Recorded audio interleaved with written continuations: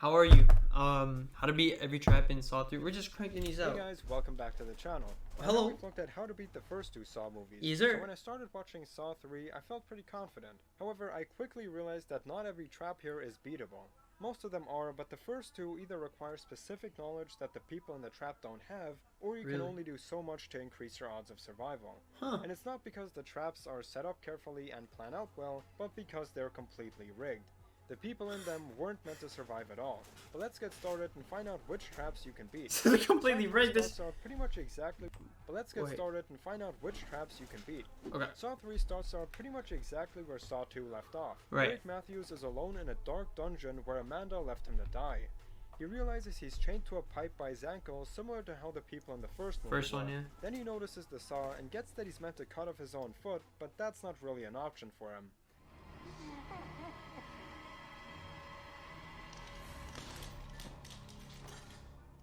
Instead, he takes a nearby toilet tank lid and uses that to break his foot and pull it out of the shackles. He does manage to escape, but before smashing your foot, there's something else you could do. In the beginning, he sees that Amanda left him a gun without any ammo, and what he could have tried is using the heavy, empty gun as a sort of hammer to break the lock chaining him to the pipe. Oh. The lock on his foot doesn't really look like one of those unbreakable, heavy-duty locks, but much more like a smaller, off-the-shelf lock that you can break by force alone. And it's certainly Yeah. something you could try before smashing your own foot. We Right. cut to a SWAT Facts. team arriving at the crime scene of yet another victim of the Jigsaw killer. Oh my god. Wait, what? Of yet another victim Wait, what? Yo. before smashing your own foot. We cut to a SWAT team arriving at the crime scene of yet another victim of the Jigsaw killer. Okay. Oh my god. Someone call Carrie. Allison, the cop from the last movie, is also here, and based on what they find, they get a good idea of what happened. A man named Troy was put in this classroom with multiple chains piercing his flesh and one through his jaw. Oh, fuck. Oh, fuck. Jigsaw explains that he was put here because he spent his entire life in and out of prison, so now he must fight for his freedom. On the table in front of him is a nail bomb with a 1-minute 35-second timer on it. In order to survive, Troy needs to rip out all the chains pierced through his body and escape the room. Oh, no. Oh, no. Oh, no.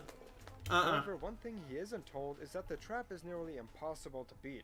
First of all, the door to the classroom was welded shut.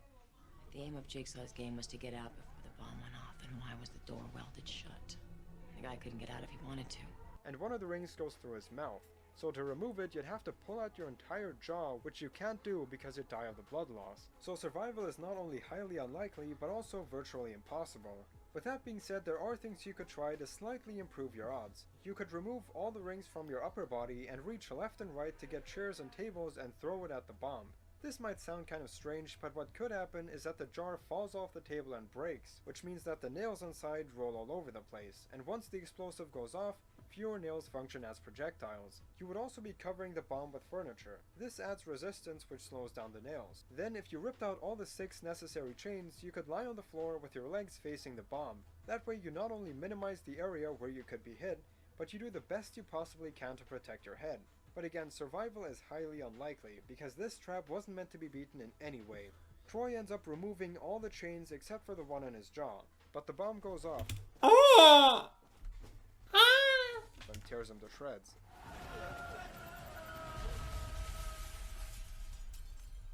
We cut to Allison's home during the evening. She watches the Jigsaw tape retrieved at the crime scene, but it switches to a different video.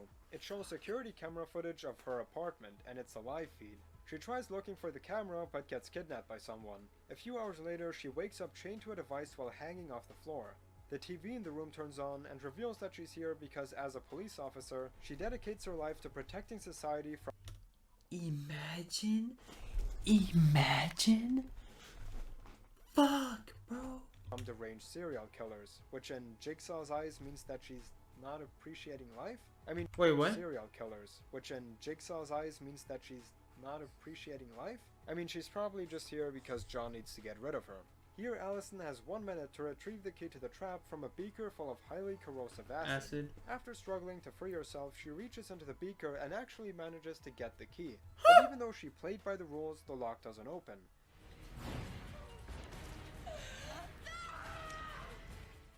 Then someone comes in and remotely sets off the trap, meaning that this one was also rigged. Now let's assume that it wasn't actually fixed and the key really would free you. What you can do in that situation is pour Right. the acid out of the beaker. And since your legs are off the floor, it's not like you're letting the acid run onto your feet. The beaker is also hanging from chains instead of being fixed in place. So you can lift it up, pour the acid out, and then get the key with only minimal acid burns. I mean, this shit was rigged, so it makes sense why it was so easy. But that shit's so easy. Oh my god, you know what I mean? That, bro, I'm surprised she didn't do that shit. They in the movie, they literally should have like showed her doing that, literally pouring it out and being like, dumbass, you know what I mean? But then, you know, even it was still rigged, so she wouldn't. But that shit was so, yeah, you know, it was that easy. Like, it was so easy that it had to be rigged, but at the same time, it was so. Then again, like, he really, imagine being him and putting that shit in her ribs, bro. Oh, fuck, dude. Oh, my God. I mean, imagine, like, having that shit in your ribs. Dude, like, fuck. But, you know, yeah, in the movie, they literally should have, instead of her putting her hand, like, they literally should have just, she should have been like, huh. And be like, yeah, dumbass. And he's like, oh, fuck. And then the bitch, you know, just type. I don't know. However, the trap was rigged, and I Fucked think up. there is a way you can theoretically stop the machine from tearing you apart. Still, it requires you to know how the trap is set up, which Allison doesn't know. Right. But if you ever find yourself in this exact setup, you might beat it. So the beaker is most likely filled with nitric acid. I'm not a professional chemist, but from my research, the only acid to have this yellow tint is nitric acid if you expose it to air for some time. Okay. Nitric acid, by the way, is strong enough to dissolve a lot of metals. Anyways, the way this trap works is that these small wires pull at the bars connected to your ribs and tear them away. So you could try spilling the acid onto the thin wires by rocking the beaker towards them. If they're made out of steel or even platinum, the acid will eat through the iron in the cables and significantly Yeah, I was about to be. He put it in the words, so I'm not gonna say weaken shit. the other metals to break in time.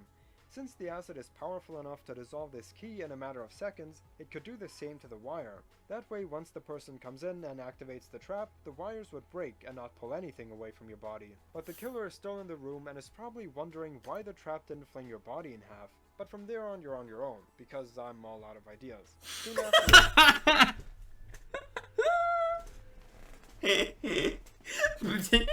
That shit was Amy. That's all you, bro. You handle that. Cause I ain't got shit for you here. Yo, bro, homie's funny, bro. Homie's got jokes. I ain't got no more water. a doctor named Lynn Denlin gets Wait, what? on your own, because I'm all out of ideas. Soon after, a doctor named Lynn Denlin gets kidnapped and brought into Jigsaw's lair.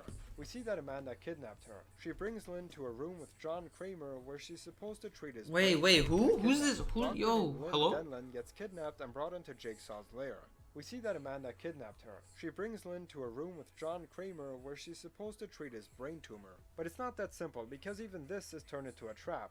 Lynn gets a device called a shotgun collar strapped around her neck, which is linked to John's heart rate.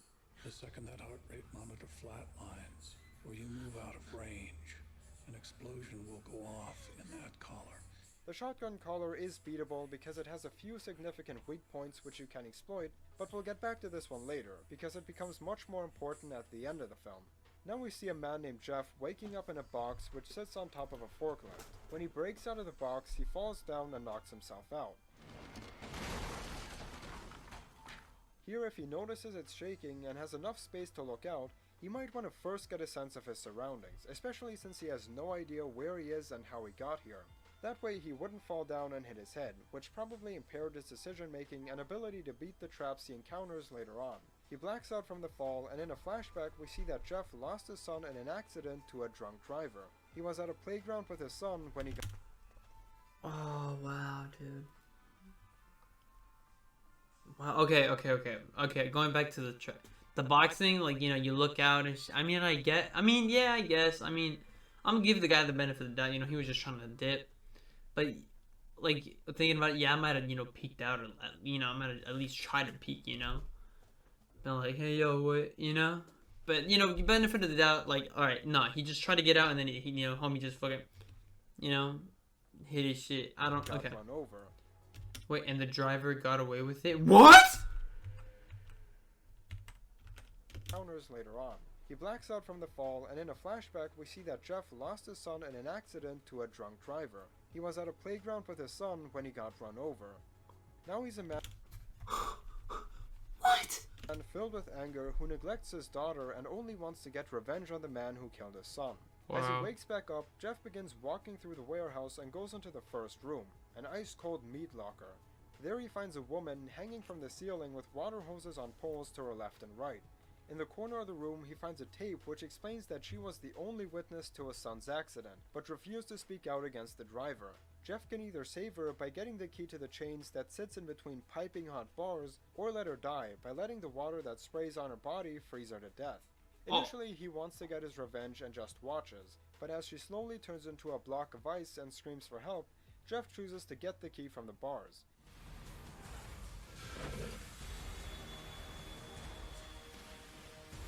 The problem is that it's just slightly out of reach, so he needs to press his face against the hot pipes which would burn him. What he can do here is, and I've heard this many times, but take off one of the sweaters, put it against his cheek, and then press his face against the bar. Ready? Ready? Hey! He can also put his shirt over the nozzle spraying the water by tying his sweater around the pole. That way the water would spray into the clothing and not onto the woman. Eventually Jeff gets the key by burning his face, but the woman is already dead.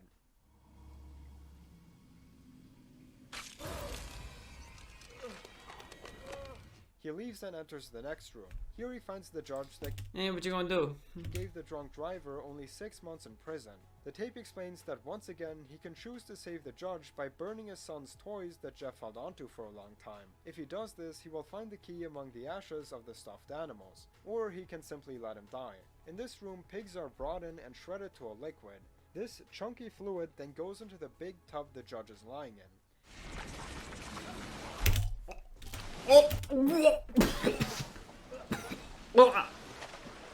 And as more and more pigs come in, he will slowly drown in pig guts. The judge cries for help, but Jeff only asks why he gave a careless drunk driver a mere 6 months in prison.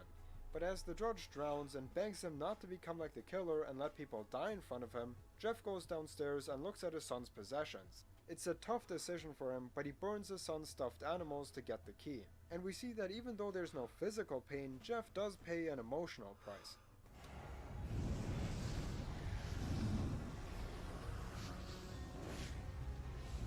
Okay, look, I feel so bad for this guy.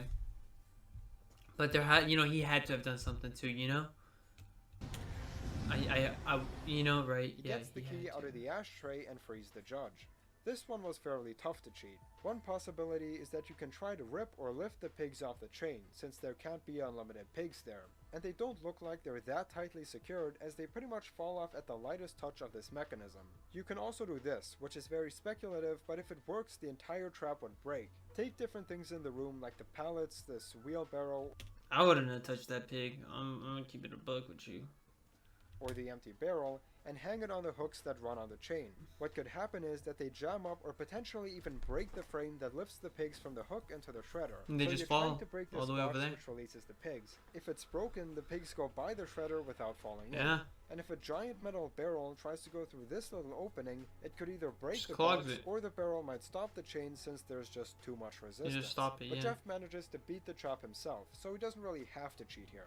Meanwhile, Lynn is giving John his needed brain surgery, and Amanda seems to be jealous of Lynn because John is giving her all of his attention, which she can't seem to handle.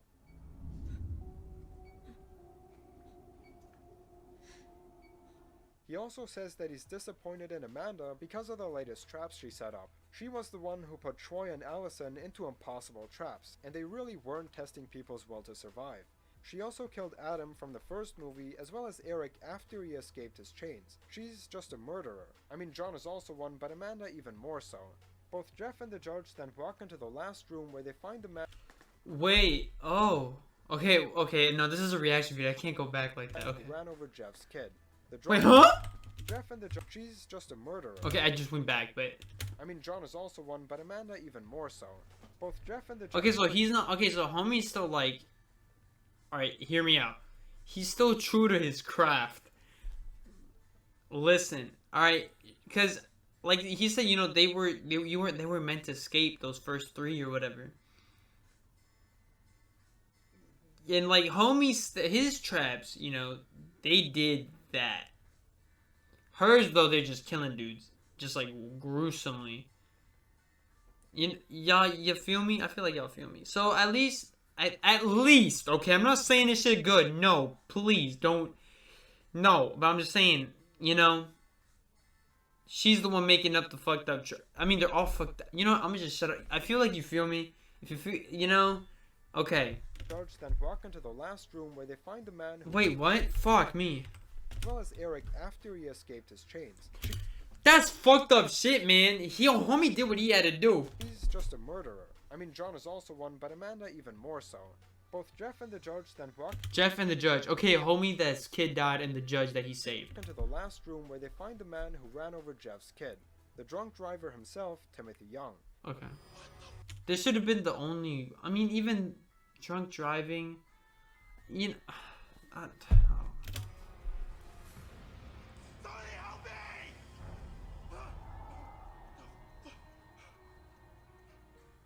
The tape says that he's strapped to a machine called the rack. What happens here is that different motors twist his hands and legs until they're completely ripped off. What Jeff needs to do is reach into a glass box with a shotgun and pull off the key to the trap, which triggers the gun. So he has to take a bullet to save the killer. The trap starts and slowly twists one limb after the other. Hold on. Don't give up. And even though this is probably the most violent trap, it's also the easiest to beat, because every single wire is exposed. These wires go to the motors that twist his limbs, and if you rip out or tear apart the cables, the motors can't turn anything, because there is no electricity. Now I know Jeff wouldn't initially pull the wires because can't turn any to the motor because How the fuck did he die? How the fuck did this fool die? How did I die? How did he die? And why is this all blurred? Oh wait, oh is it? He's dead. Wait, they're both dead? rip out or tear apart the cables, the motors can't turn anything because there is no electricity. Now I know Jeff wouldn't initially pull the wires because he kind of wanted him to die, but the judge could have done that. As for the box, you could get a small makeshift rope by, for example, ripping the judge's shirt or using shoelaces and tie it around the key. Then grab the rope while standing safely next to the gun, pull it twice to make sure it's out of ammo, and Oh, so you get your you wrap it around the key, and then you like, and then like this is the box, right?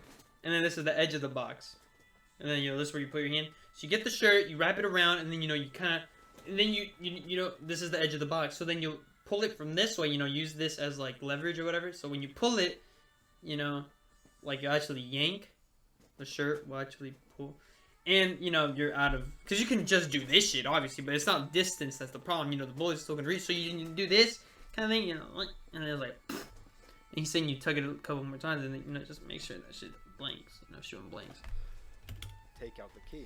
Another advantage is that all the gears that are turning the limbs are also exposed, so they could try to jam them by putting some hard metallic objects lying in the room in between the gears. Right. That way they would give out and stop twisting his legs. Right. Jeff then gets the key by unscrewing it from the wire, but as he takes it out, the gun fires and hits the judge. Got the key.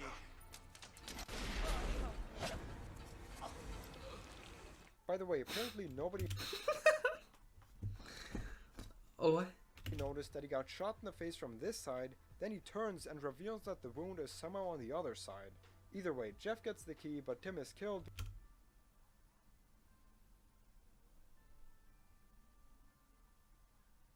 Oh my god. Right? Bro, this is a movie, bro. How did that many people fuck up on this? You get shot here, but this... And reveals that the wound is somehow on the other side. Either way, Jeff gets the key, but Tim is killed before he can put This was a movie, yo. This ain't even the first movie. Yeah, how did that many people say, like, yeah, that's a good idea.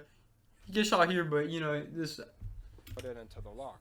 When he walks out of the room, he finds a gun, and enters the hall. Wait, what? Turns and reveals that the wound is somehow on the other side. Either way, Jeff gets the key, but Tim is killed before he can put it into the lock. When he walks out of the room, he finds a gun, and enters the hall where John, Amanda, and Lynn are. At the same time, Amanda has had enough of Lynn because John only talks to her, and whenever she interrupts, he only tells her she's being rude. We're fine, Amanda. We don't need you. So Amanda shoots Lynn right as Jeff enters. She falls into his arms, and it's revealed that these two are actually married. Out of revenge, Jeff shoots Amanda and kills John with a buzzsaw, but Lynn still has the collar around her neck, which now starts blinking red since John is dead. As his heart rate eventually reaches 0, the collar detonates. On a final tape, Jeff hears that John kidnapped his daughter. His heart rate eventually reaches 0, the collar now starts playing Amanda and kills John with a buzzsaw. Forgot about that. Wait, but he shot her, so she didn't die yet? So Amanda shoots Lynn right as Jeff enters. She falls into his arms and it's revealed that these two are actually married. Out of revenge, Jeff shoots Amanda and kills... So she's still alive. He's only kidnapped. And he's kidnapped because this fool just needed a doctor. His wife. That's the only reason why John... So this guy didn't do anything bad. This man's life is just... Bro, I feel so bad. What's his name? Teddy? John with a buzzsaw. Wait, what? Actually married. Out of revenge, Jeff shoots Amanda... Oh, it's Jeff. Oh. And kills John with a buzzsaw. But Lynn still has the collar around her neck, which now starts blinking red since John is dead. As his heart rate eventually reaches 0, the collar detonates. On a final tape, Jeff hears that John kidnapped his daughter and he's the only one who knows where she is. Now Jeff is even more alone than he was before.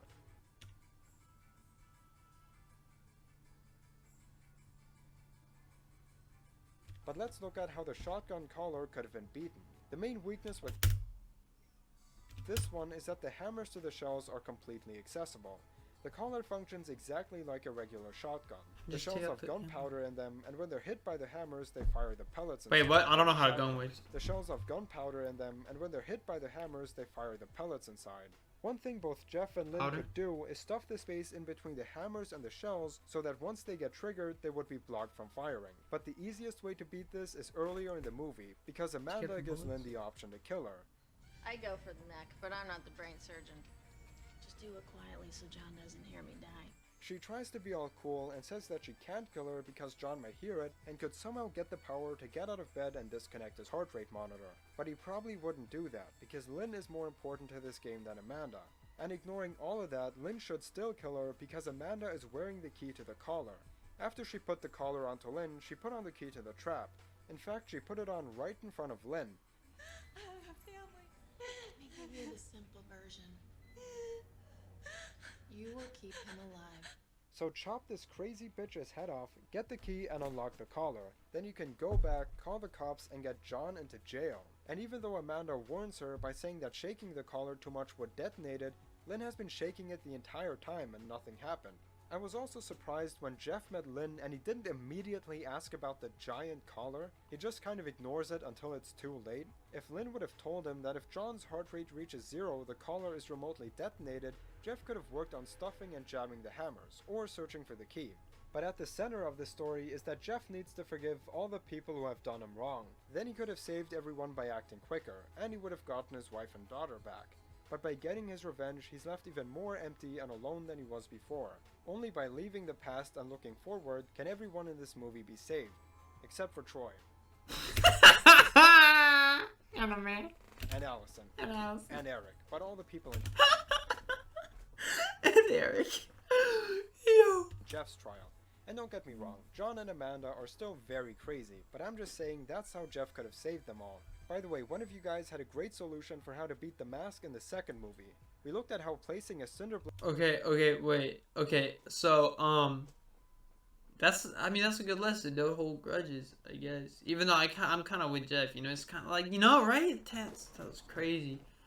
But, block in the mask could save Mike, but then he's just there with a rock in his mask. Yeah. Well, a user named Mr. Whitman wrote that he can take the scalpel and cut the leather straps that fix the mask to his body, and that way he can get the mask off once and for all. He wouldn't even necessarily have to put the brick on his head, even though that gives him a lot more time. Anyways, that's it for this video. Let me know how you would beat the traps. I hope you enjoyed it and that I get to see you guys in the next video. Thanks for watching. Bye. But yeah. 3D in 3D, is that, wait, 5, 6, 7, that's, Saw 3D is Saw 7? Okay, yeah, that's that. That's, damn, I just feel bad for Jeff, man. That's crazy. That's fucked up. Yeah, no, if I was Allison, no, if I was Doc, Debbie's been dead, like, on God, right? Nah, like, you know, she's, yeah, it's raps for short, you know, she's Like, right? Anyways. Wait, he's still not. He's not done. Oh no, yeah, he's done. Okay, well then I'm done. I appreciate y'all watching. Y'all made it to the end. Thank you. Yeah, honestly, I don't know if y'all rock with these, but I rock with these, so that's, you know,